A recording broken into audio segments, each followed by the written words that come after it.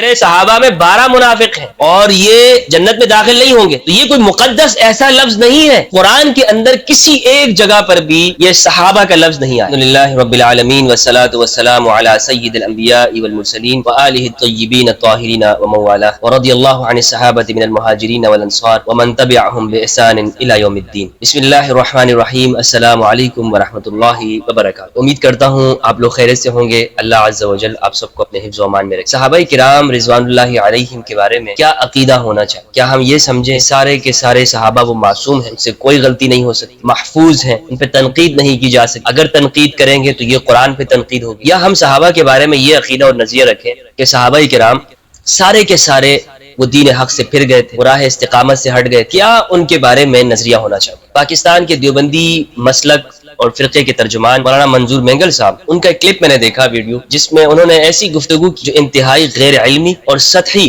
بے سروپا بات تھی. مدارس کی اصطلاح میں کہا جاتا ہے کہ قیاس مع الفارق انہوں نے کی. وہ کہتے ہیں کہ صحابہ پہ تنقید کرنا یہ محمد رسول اللہ صلی اللہ علیہ وآلہ وسلم پر تنقید کرنا. اور اس کے لیے انہوں نے مثال یہ بیان کی, قیاس کرتے ہوئے کہا کہ ہمارے ہاں معاشرے میں اگر کسی ٹیچر کے اسٹوڈنٹس کے اوپر آپ تنقید کریں, آپ کہیں کہ فلاں استاد, فلاں معلم, فلاں مولوی کے جو شاگرد ہیں وہ اس طرح ہے, ان پہ آپ تنقید کرتے ہیں, یا کسی پیر صاحب کے مریدوں پہ آپ تنقید کرتے ہیں, تو وہ برا منا جائے, اسے غصہ آتا ہے اور وہ کہتا ہے کہ تم میرے اوپر, میرے علم کے اوپر تنقید کر رہے ہو. یونیورسٹی اور کالجز کے اندر دیکھ لیں, اساتذہ برا منا لیتے ہیں. تو جب ایک عام استاد اور پیر اس کے شاگردوں اور مریدوں کے اوپر آپ تنقید کرتے ہیں تو وہ اس کی تربیت کی کمی کے اندر شمار کیا جاتا ہے. تو اگر کوئی شخص صحابہ پہ تنقید کرے گا تو یہ تو محمد رسول اللہ صلی اللہ علیہ وآلہ وسلم کی تربیت کے اندر وہ کمی نکال رہا ہے. وہ کہہ رہا ہے کہ کیا نبی صلی اللہ علیہ وآلہ وسلم کی تربیت میں کوئی کمی رہ گئی؟ تو اس طور پر اگر صحابہ پہ کوئی تنقید کرتا ہے تو وہ نبی پہ تنقید کر رہا ہوگا اور قرآن پہ تنقید کر رہا ہوگا, لہٰذا یہ کفر ہے. ان سے یہ توقع نہیں تھی. منظور مینگل صاحب یہ کتابی عالم ہے اور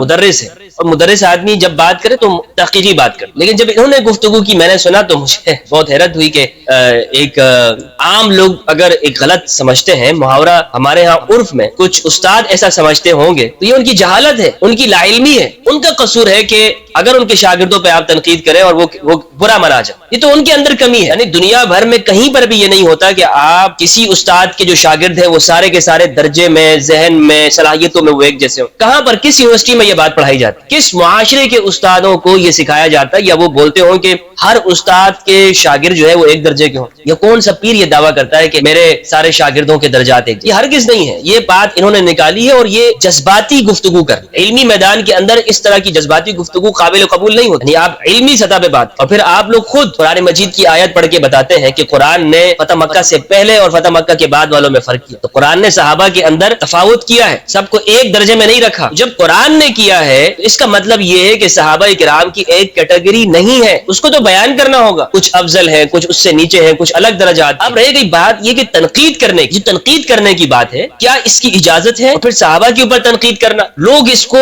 اس طرح بیان کرتے ہیں کہ گویا کفر کا کام. یہ جذباتی گفتگو ہے. قرآن مجید کا مطالعہ کرنے سے, احادیث اور سنت کا مطالعہ کرنے سے ہمیں یہ بات معلوم ہوتی ہے کہ خود قرآن نے تنقید کی ہے اور نبی صلی اللہ علیہ وآلہ وسلم نے اس بارے میں گفتگو فرمائی ہے. آپ نے واضح بتائی, میں مثالیں دوں گا انشاءاللہ. یہ لوگ جب یہ بات کرتے ہیں کہ تنقید کرنا, اچھا تنقید کرنا گالی نہیں ہوتی, یہ شاید تنقید کو ماں بہن کی گالی مراد لیتے ہیں. تنقید ایسا نہیں ہے, تنقید سے ایک پازیٹیو چیز ہے. جس معاشرے میں تنقید کا خاتمہ ہو جاتا ہے, جن یونیورسٹیز میں یا جن رویوں میں, جن لوگوں میں تنقید کرنے کی صلاحیت ختم ہو جاتی ہے, وہ زوال کا شکار ہو جاتا ہے. تنقید کی جاتی ہے. تنقید کا مطلب یہ ہے کہ آپ کسی شخص کے بارے میں اس کی خامیوں کو ذکر کریں تاکہ جو درست راستہ ہے وہ واضح ہو سکے, تاکہ درست لوگوں ان کی حوصلہ افزائی ہو سکے. معاشرے کے اندر آپ کرٹیسائز کرتے ہیں, کیوں کرتے ہیں کرٹیسائز؟ اس لیے کرتے ہیں نا, یہ تو اس لیے نہیں کرتے ہیں کہ بھائی دوسرے کو نقصان پہنچے, تاکہ ہم اپنے معاشرے کے اوپر جب تنقید کر رہے ہوتے ہیں تو خواہ قانون پہ کریں یا دیگر چیزوں کے اوپر, تو مراد یہ ہوتی ہے کہ اس کو مزید بہتر سے بہتر انسانی معاشرے کے لیے بنایا جا سکے. تو بہرحال ہمارے ہاں اہل سنت کے ہاں پہلی بات آپ یہ سمجھیے گا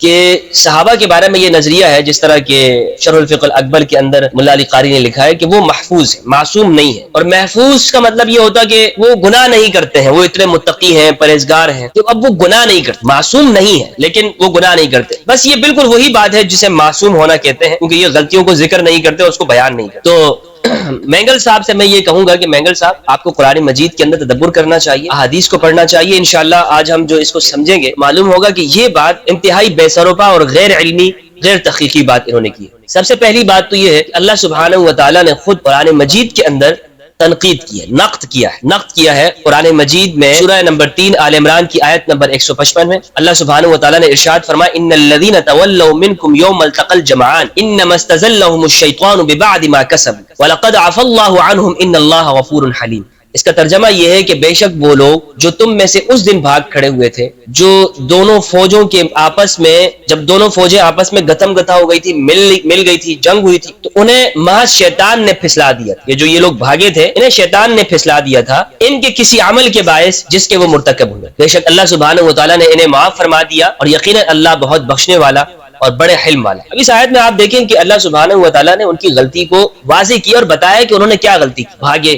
بھاگنا، شیطان کا بہکانا، پھسلانا، یہ تنقید ہی ہے، لیکن آگے فرمایا اللہ نے ان کو معاف کیا۔ یہ احد والوں کے بارے میں اللہ نے معاف کر دیا، لیکن بہرحال اس کو پھر بھی ذکر کیا اللہ سبحانہ و تعالیٰ تاکہ جو ثابت قدم رہے ان کی حوصلہ افزائی ہو سکے، اسی لیے ذکر کیا۔ اسی طرح نبی صلی اللہ علیہ وآلہ وسلم نے صحیح مسلم کی روایت کتاب الفتن کے اندر ہے، حضرت حذیفہ بن الیمان رضی اللہ عنہ، عمار بن یاسر رضی اللہ تعالیٰ عنہ سے روایت ہے کہ نبی صلی اللہ علیہ وآلہ وسلم نے فرمایا فی اصحابی 12 منافق، میرے صحابہ میں 12 منافق، اور مختلف روایتوں کے اندر کچھ کے نام بھی مذکور، انشاءاللہ کبھی میں اس پر تفصیلی گفتگو اگر کروں تو وہ نام بھی میں بتاؤں گا کہ وہ نام کون کون سے۔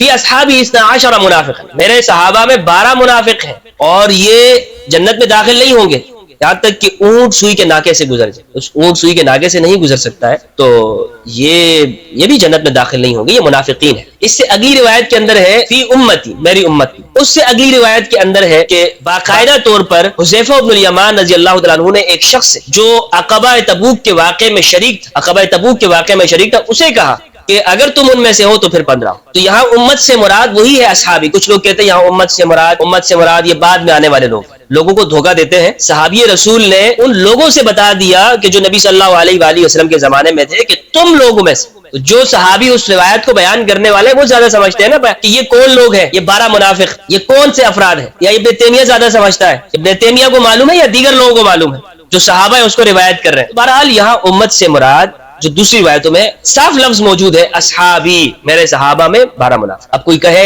او بھائی صحابہ کی تنقید ہو رہی ہے، صحابہ بھائی حدیث ہے، کیا اس حدیث کو پڑھنا چھوڑ دیا جائے؟ قرآن مجید کی آیت ہے منکم من یرید الدنیا ومنکم من یرید الآخرہ، تم میں کچھ ایسے لوگ ہیں جو دنیا چاہتے ہیں، کچھ ایسے ہیں جو آخرت چاہتے ہیں، کچھ دنیا طلبی کرتے ہیں، کچھ آخرت چاہتے ہیں۔ قرآن نے اگر کوئی شخص یہ کہے کہ صحابہ میں ایسے لوگ تھے جو دنیا طلب کرنے والے تھے اور کچھ ایسے تھے جو آخرت طلب کرنے والے، تو کیا یہ گستاخی ہوگی؟ یعنی گستاخی میں اور تنقید میں بالکل فرق ہی نہیں کیا جاتا۔ تو اس لیے اس کو یہ ایسے بیان کرتے ہیں کہ تنقید کرنا گویا کہ یہ کوئی سب و شتم کرنا ہے، لعنت دینا ہے، یا تنقید سے مراد وہ ماں بہن کی گالیاں دینا ہے۔ ہرگز ایسا نہیں ہے، تنقید میں نے بتایا کہ ایک پازیٹیو چیز۔ اسی طرح نبی صلی اللہ علیہ وآلہ وسلم نے یہ فرمایا کہ صحیح بخاری کی روایت ہے 4905، جب عبداللہ ابن ابی کا واقعہ ہے، عبداللہ ابن ابی کو صحابی نے کہا کہ آپ مجھے اجازت دیجیے میں اس کو قتل کروں، تو نبی صلی اللہ علیہ وآلہ وسلم نے فرمایا کہ اسے چھوڑ دو، لوگ یہ کہیں گے کہ محمد صلی اللہ علیہ وآلہ وسلم یقتل اصحابہ، وہ اپنے صحابہ کو قتل کر۔ منافق کے اوپر بھی صحابہ کا لفظ استعمال کیا گیا، منافق، اور اس پر میں تفصیلی گفتگو کئی مرتبہ کر چکا ہوں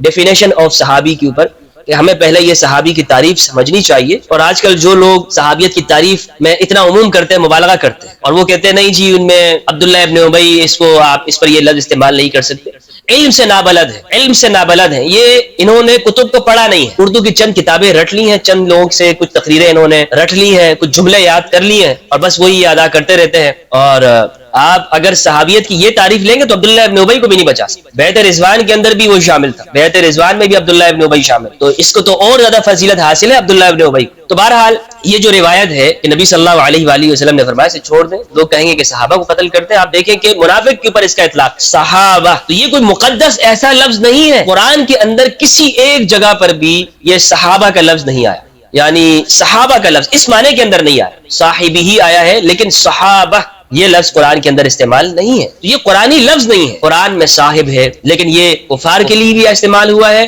اور اچھے کے لیے بھی استعمال ہوا ہے، برے کے لیے بھی استعمال ہوا ہے۔ اصحاب الیمین، اصحاب المیمنہ، اصحاب المشأمہ، اصحاب الایکہ، اصحاب الاخدود، آگ والے جنہوں نے مؤمنین کو جلایا تھا آگ کے اندر، تو قرآن نے یہ مختلف لوگوں کے لیے استعمال کی۔ اسی طرح صحیح مسلم کے اندر روایت ہے 6488، ابو سعید خدری رضی اللہ تعالیٰ عنہ سے روایت ہے، یہ بخاری اور دیگر کتابوں کے اندر بھی یہ حدیث مروی ہے، صحیح روایت ہے کہ خالد بن ولید نے عبد الرحمن بن عوف رضی اللہ عنہ ان کو گالی دے دی، ان پہ سب کر دی، تو نبی صلی اللہ علیہ وآلہ وسلم نے فرمایا لا تسبوا اصحابی، میرے صحابہ کو گالی مت دو، تم میں سے اگر کوئی ایک احد پہاڑ جتنا سونا بھی خرچ کر دے اللہ کی راہ، تو وہ میرے صحابہ کی نیکی کے، ان کی جو مٹھی برابر نیکی ہے یا اس سے بھی کم، اس کے برابر نہیں ہو سکتی، اس کے برابر نہیں ہو سکتا۔ تو یہاں پر نبی صلی اللہ علیہ وآلہ وسلم نے عبد الرحمن بن عوف کے لیے اصحابی لفظ استعمال، خالد بن ولید سے کہا کہ میرے صحابہ کو گالی مت، میرے صحابہ کو گالی مت دو، یعنی فرق کیا خالد بن ولید کے اندر اور دیگر کے اندر۔ تو صحابیت ہر جگہ پر ایک کیٹیگری میں نہیں ہے، ہر جگہ پر ایک جیسا نہیں ہے۔ اور پھر جب صحابہ خالد بن ولید نے